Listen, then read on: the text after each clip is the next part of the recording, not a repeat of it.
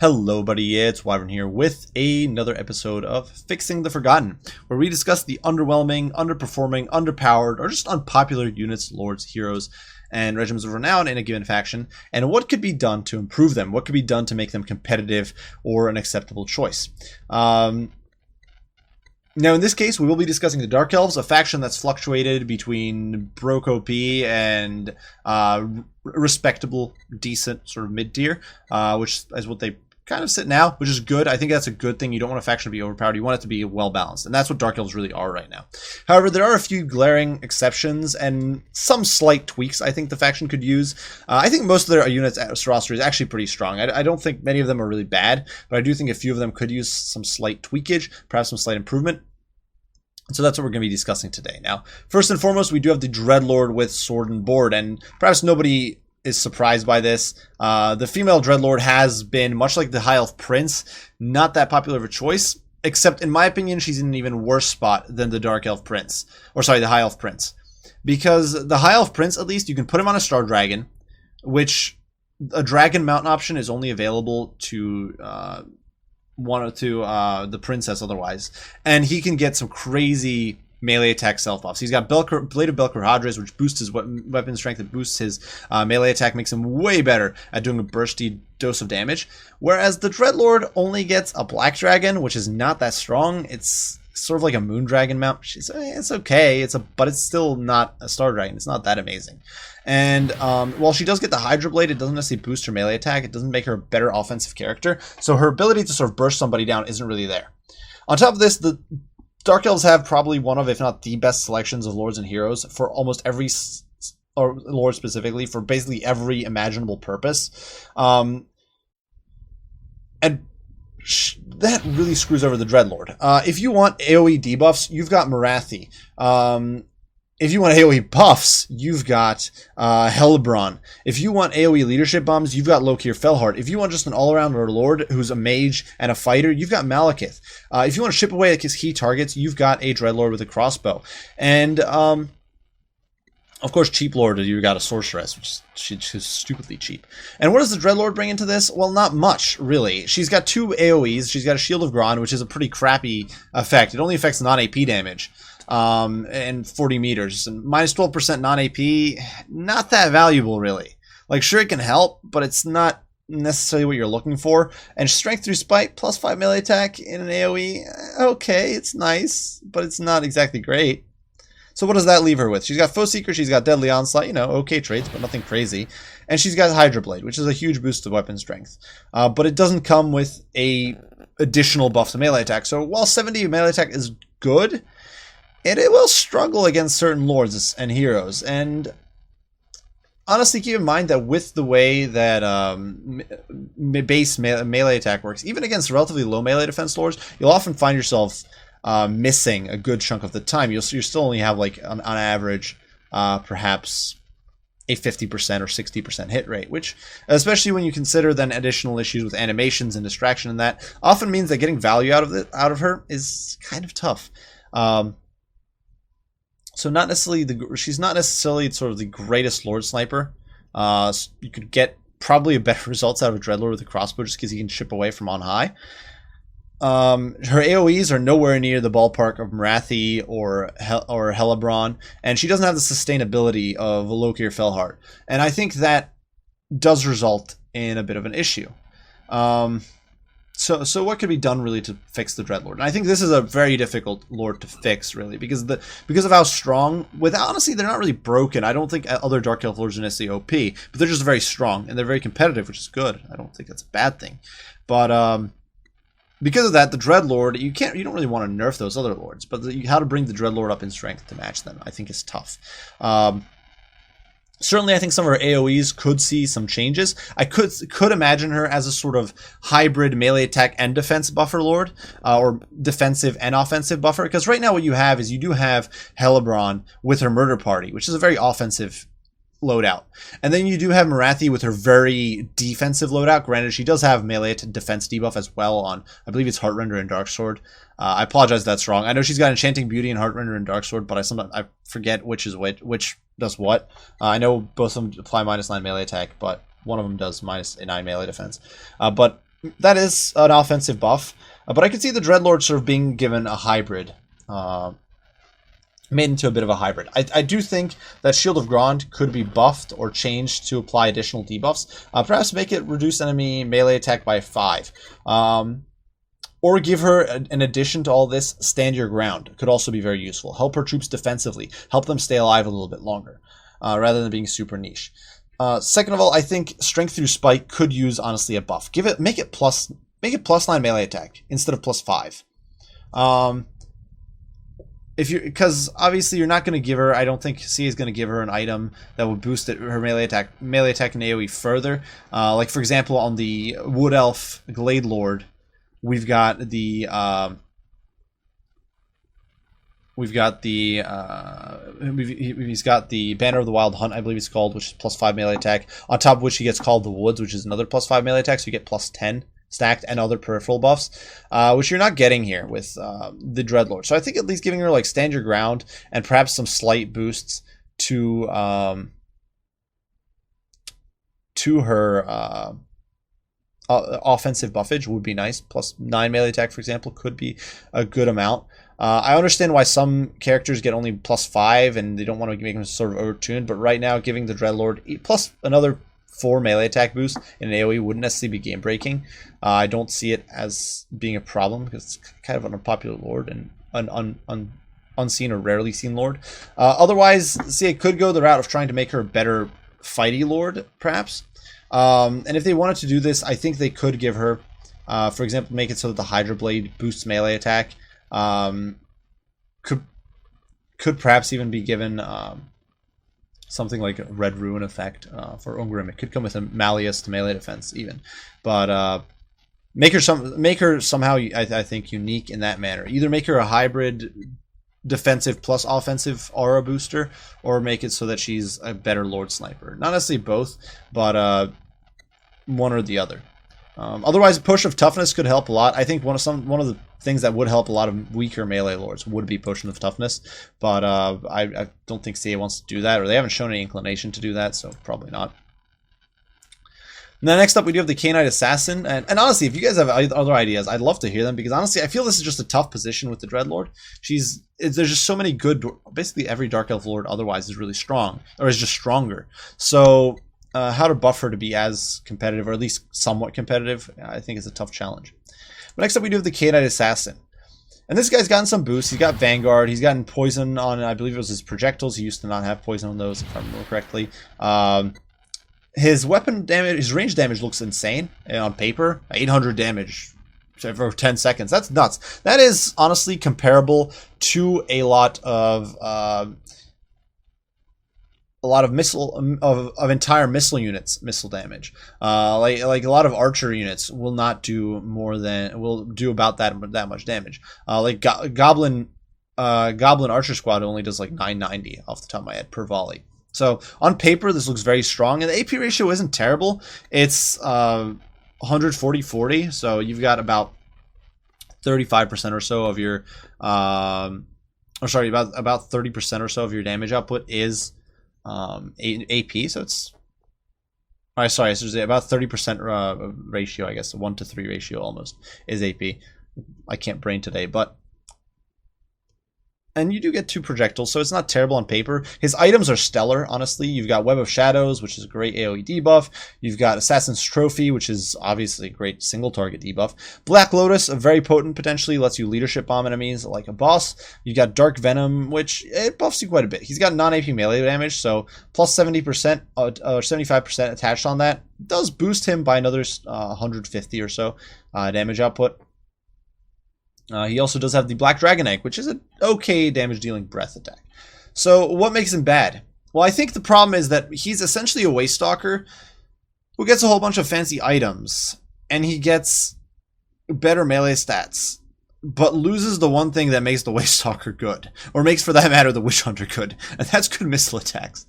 You can have the fanciest kit ever, and ultimately, if you can't contribute anything to the fight, really, and the fancy kit is a bit disjointed, I think it just makes the unit not work that well. The Waste Stalker, for example, doesn't have that great of a kit. Honestly, he's got a trash item that I believe debuffs enemy weapon strength by like 5% or something. Still, it's one of the worst items in the game, and it's on a ranged hero to boot.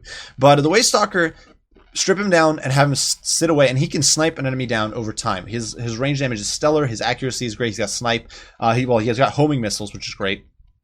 And over time, he will kill a lot of things very effectively. The problem is the anti-assassin can't really do that. 70 range is very short, makes it very difficult to actually get into a position where he can get shots off consistently without being engaged in melee.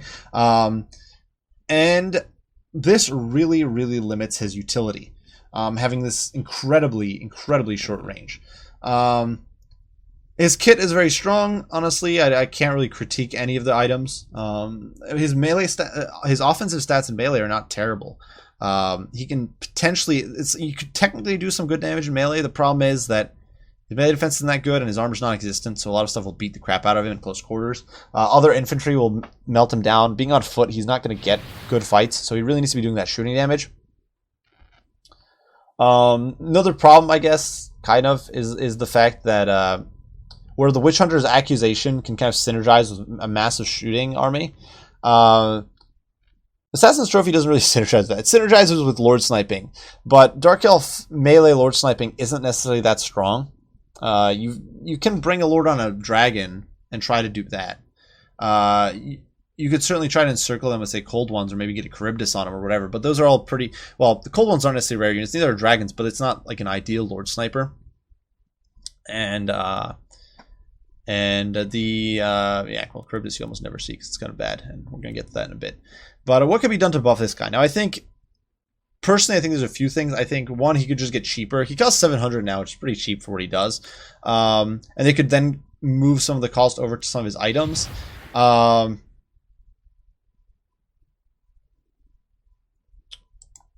Otherwise, I think that he could be given... I don't know how exactly it would be done, but I think the discouraged effect could be made. Maybe reduce the duration on the Black Lotus effect. Make it like 15 seconds or something, but give him multiple uses. This would make him a potentially good leadership debuffer. Or one of the other things, if we actually throw things here into motion here, if you pop Black Lotus, you can also see, I believe it actually removes his poison.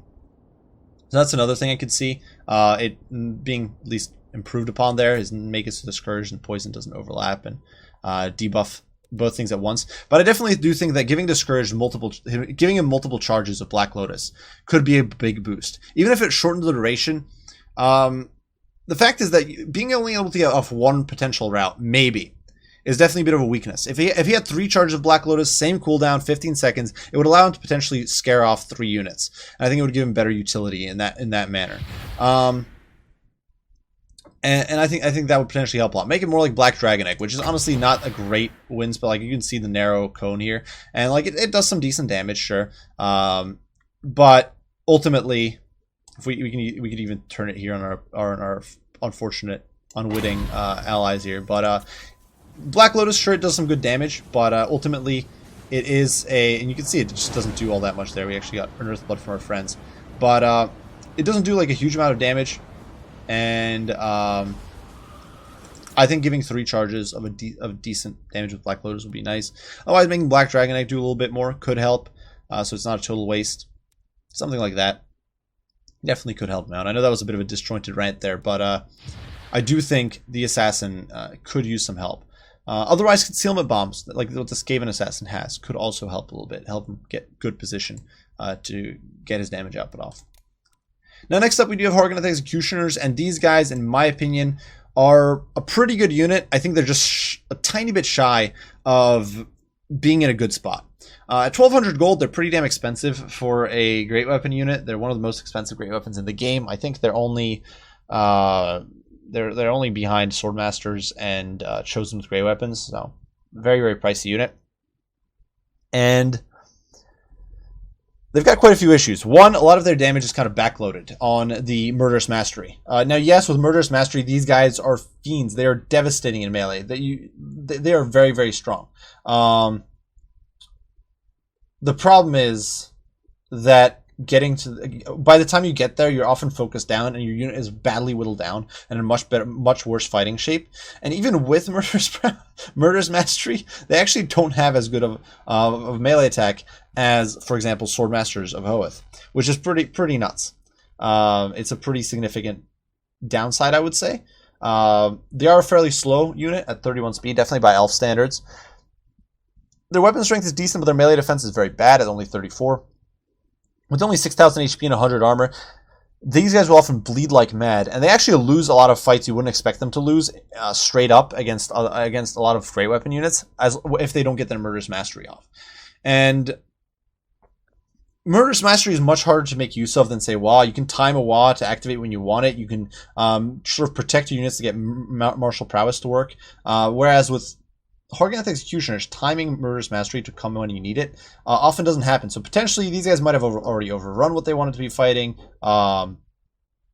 They might have been shot to crap by that point and be almost unviable as a combat unit. Whatever. There's a lot of ways Murderous Mastery could fail and not benefit you much. And so I do think they could use a little something. Now, I think the unit is generally pretty good. It still does very good amounts of damage in a burst. Sister of Slaughter, though, I think are better in the long run. They tend to attrition better. They're faster. They're better against most missiles because they've got missile block chance and physical resistance. They've also got poison and massive melee defense, so in close quarters they tend to hold better than as well. The only thing they're worse at than Executioners is killing stuff quickly. And I think Horganath Executioners could use a boost in that manner. Give them like a tiny boost to charge bonus, maybe like +4 or something, so they can do a little bit more damage on the charge. Otherwise, maybe boost their melee defense a tiny bit, just like a +1 or 2. Make them a little bit more survivable, so they don't just roll over and die. Otherwise, make their armor a little better, so they are actually a heavily armored elf. So they're actually a tanky elf unit. Give them like 110 armor or something, so that they don't just die to miss even non-AP missiles. Because 100 armor seems great on paper, but ultimately there's a big gap between even 100 armor and, say, 110 or 120. A Black Orc can soak up a lot more because they've got more HP and they've got more armor. So these guys could, I think, get a little tweak there. Either armor, charge bonus, a little bit of melee attack, something like that. Make it so they don't bleed damage as easily as they do currently, and which in turn makes them useless in certain cases. And I don't want to say this unit, like I said, it's small tweaks. I don't think the unit needs much. I think it's in a good spot in most cases. Now, next up, we do have the Dark Shards, and this unit, well, it looks good on paper, but I think it, and we're actually going to compare it here to the Empire handguns. And so the unit looks good on paper. It certainly looks pretty solid. It looks competitive, but it falls a bit short. And why is that? Now, here in this case, the handguns are actually being buffed by Boris to hold the line, so keep that in mind. But handguns actually get, if we look at the stats, handguns are basically the same in most ways. They've got a little bit less armor. They've got more HP, though. They've got more range, 20 more range than Dark Shards. They do have less damage per shot, but they do have more ammo. Now, the biggest difference, though, both of these units cost the same. I should also note that handguns have less leadership, I believe by 4 than Dark Shards. But on paper, these units look very similar. So why do Dark Shards, in my opinion, need a buff and handguns really don't? Well, I think Dark Shards, the thing is, Dark Shards suffer the usual problem with bows, where their projectiles arc and are pretty easy to dodge. Dark Elves don't have any access to a net, so they can't really snare enemies and gun them down. Dark Shards suffer against flyers because their projectile speed is so low, and their accuracy as a result suffers. Now, certainly they have murderous prowess, which can give them a burst of damage output, but I think that the fact is these guys are a bit pricey. Stack this on top of the fact that Dark Elf backline defense is not that cheap. Yes, Dread Spears are cheap by Elf standards, but ultimately you still can only get 2 Dread Spears for every 3 Empire Spearmen Empire can put on the field, or every 3 Miners Dwarves can put on the field. So it's much harder to defend these guys. And their melee survivability isn't better than Empire handguns. It's not better than, certainly not better than Dwarf shooting. So trying to defend these guys is kind of difficult. So what could be done to buff them? In my opinion, just making them cheaper would make them a little more affordable, make them a little more defensible. I think 575 gold would be nice. Frees up a little bit of gold to tweak the rest of your army, perhaps cram in an extra unit or 2. The fact of the matter is these guys have very bad range. They need to be used in a pretty aggressive manner to really earn their keep and to get advantage of that relatively high DPS. And I think making them a little bit cheaper so that it's not as much of a risk would help them a bit.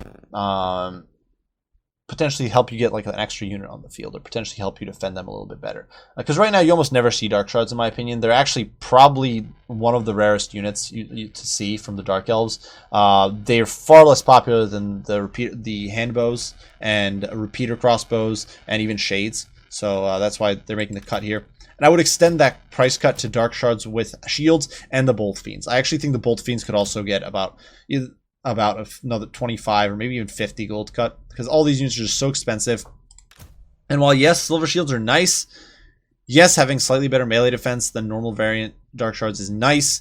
Yes, having, you know, good DPS is nice. Fact of the matter is, getting advantage of that DPS with your relatively slow rate of relatively slow projectile velocity and short range can be difficult, and I think the unit could use a little bit of compensation. Dark Shards at 650 would not be game breaking in my opinion, or Dark Shards with shields, sorry, at 650. Dark Shards without shields being at 575 would not be game breaking, but it would help make them a little bit more affordable. Bolt Fiends as well, getting a small price cut. Then we're on to shades, or more specifically shades with dual weapons. And the reason I'm talking about shades with dual weapons is because I think where shades have a bit of a niche, where you can use them to, and shades with great weapons have a little bit of a niche. Shades with great weapons can do a lot of damage in end game if you protect them well. They'll butcher a lot of enemy elites. I believe they beat Empire Greatswords if they get a single volley off in melee, and of course they can often just melt multiple units with their projectiles before they close for melee. So they're potentially very strong there. And normal shades are very good at just mopping up trash. Shades with dual weapons, I think, lack an identity in between that. They are 100 more expensive than normal shades. The unit does get a bonus for infantry. It also does get more melee defense and charge bonus. Yes, all very nice things, but does it really matter? In practice, normal shades are good enough to fight off hounds. They're good enough to murder zombies or clean up crap like skinks. I think the shades with dual weapons do not possess enough of a benefit over that to make them worthwhile in most cases. I think boosting their bonus for infantry up a little bit could help them, or otherwise boosting their melee defense even more could help them. Make them a little more differentiated from normal shades. Right now the two units are pretty similar against a lot of targets. Against light cav, there's literally no benefit, or almost nearly no benefit to normal shades, or sorry, shades with dual weapons. They're very niche, specifically good against squishy infantry. But not by enough of a margin to justify 100 gold difference, I think.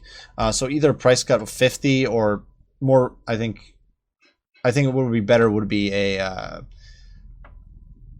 boost to their melee stats, make them a bit better in melee, make it more of a difference. Because right now shades with great weapons have a pretty significant combat skill gap compared to normal shades or dual weapons, but the gap isn't there between dual weapons and normal shades.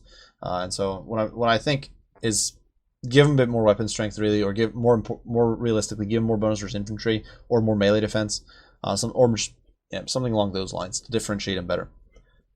Because if you just make them cheaper, you're ultimately going to reach a point where either shades, one of these units will just be more competitive every time, and I don't think you really want that situation. I think you want it where there is actually a trade-off to be had. Now, next up, we do have Dark Riders. I think this unit is simply a little bit overpriced. One of the things that I think is an issue with this unit is that you're paying for murderous prowess, and the stats are just not really there. If we compare specifically to mounted yeomen, if I can find them here, look at the stat difference. Now keep in mind these mounted yeomen are being roided up by Hold the Line or whatever shenanigans we've got going on there. But Dark Riders without shields actually have 4 less melee defense than mounted yeomen. They have more leadership. Actually, they do have better weapon strength. They do have better charge bonus, but they don't get shields. They're not any more mobile, and ultimately, if you just want to bog down a backline, you'd much rather get shields and be 50 gold cheaper than get murderous prowess and slightly better offensive stats. Dark Riders with shields are essentially an extension of that issue, because they clock in at 500 gold. They cost an entire 100 more than mounted yeomen. And while yes, their melee stats are better in all respects, and you do get murderous prowess, do you want to be paying 100 gold for that? Is the question. And the answer, in my opinion, is no. I do believe there is actually a difference as well in their shield blocks values.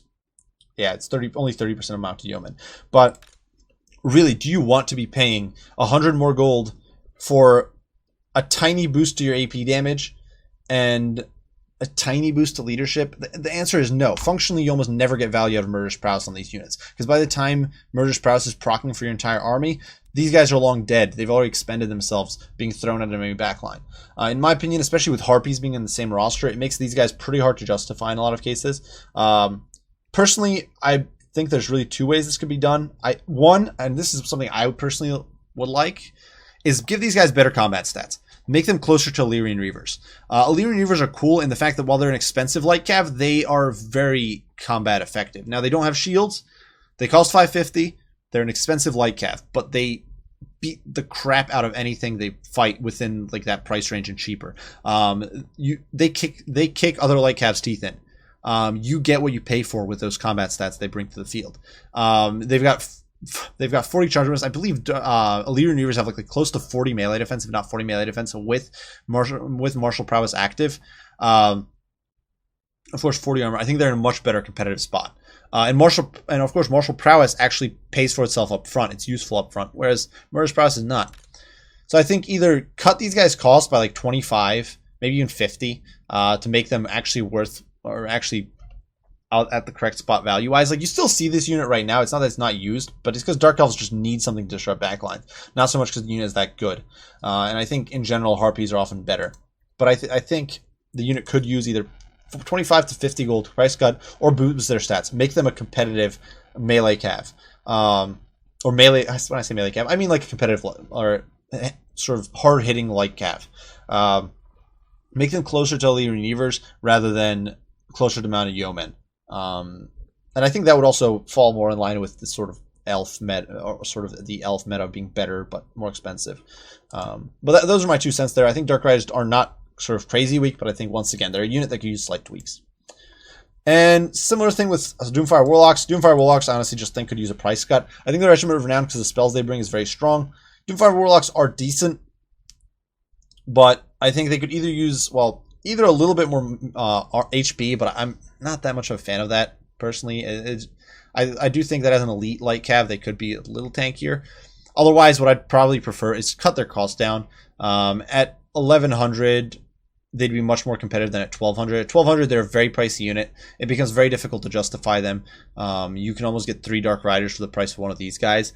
And if you're going to bring a Doomfire Warlock, you're going to bring Slaanesh Harvesters, who's between Soul Stealer and especially the Word of Pain are much stronger. And I think another problem with Doomfire Warlocks is that Soul Blight is not that strong for Dark Elves. Dark Elves are a faction super heavy on AP. All of your combat cav has AP.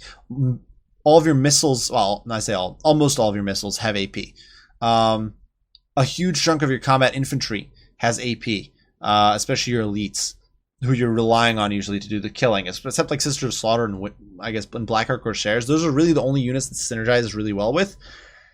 Soulblight also has a defensive benefit, but with the minus 25 weapon strength, but realistically, it's just not, neither of these spells are just that strong. And I think that for 100 gold cheaper, they'd be a much more common sight on the battlefield, and in a much better spot. And that's honestly just my suggested fix there. I don't think the unit necessarily needs better stats or anything, or even more HP. I would just prefer price cut it.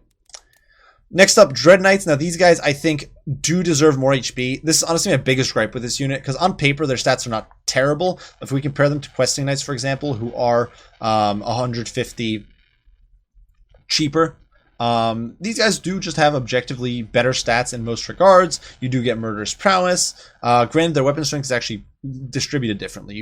These guys have less AP than Questing Knights, so they're worse in that respect. But you get more armor, you get more melee defense, much more melee defense. In fact, these guys have, I believe Questing Knights have, I think it's 6 less melee defense. You get, way more armor. You get shields. The problem is that this is a very low mobility cav. 66 speed is abysmal.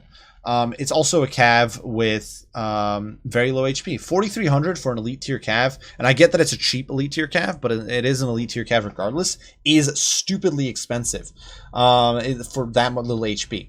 Literally every other elite tier cav has about 5,000 or more HP. I think the only ones that don't are Wild Riders, off the top of my head, and I could be wrong here. Wild Riders might actually be over 5k, and Dragon Princes, who have, I think, 4,950. So they're just shy of... Dragon Princes are just shy of 5,000 HP. And then there's Cold One Dread Knights, and everything else is more over 5,000. Grail Knights, actually Bretonnian Knights in general, all Empire Heavy Cav has over 5,000 HP, I think, except Knights. Chaos Knights and Cold Ones, and Horned Ones, and all those units have way more HP. And then there's these guys at 4320. Their HP is so low that they actually get sniped by Spirit Leech. They're Cav that loses models to Spirit Leech while having less Spirit model count. And I think that's acceptable on Cold One Knights, who only cost 1,000. But on a unit that costs 1250, that is becoming a problem. And rather than seeing these guys get their price cut again, I think they could use a boost to their HP pool. Right now, their HP just holds them back. They have less HP than Lizardmen Cold Ones, and in my opinion, it really hurts the unit because it's an elite tier cav with a mid tier to low tier cav squishy HP pool.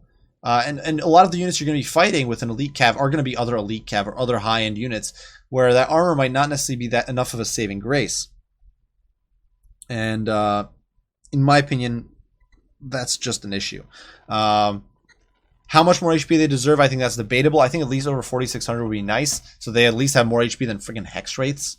But especially for such a slow unit, they've got generous melee defense and they've got generous armor, but ultimately none of that compares to the physical resists available on other cavalry, to the raw HP pool of other cavalry.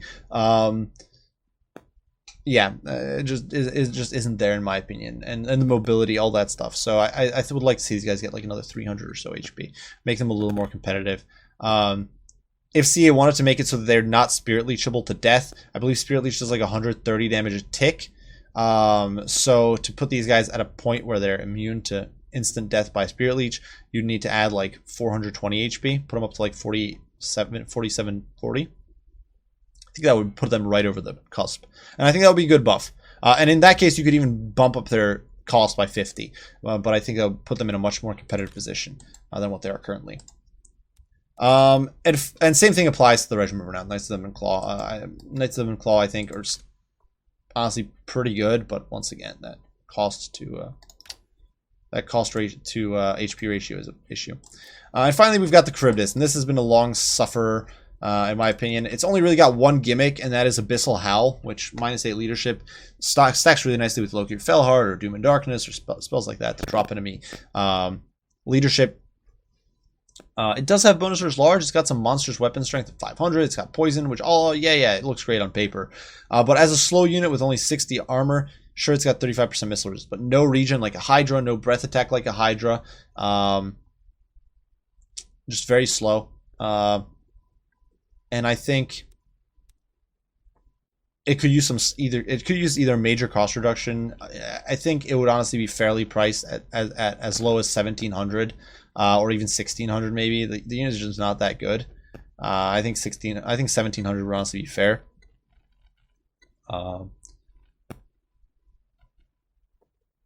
I think that would be a sort of a good boost to the unit. Otherwise, not really sure what would make this a good, because you don't want it to be overtuned, but I definitely do think that at least cutting the price so it's a little more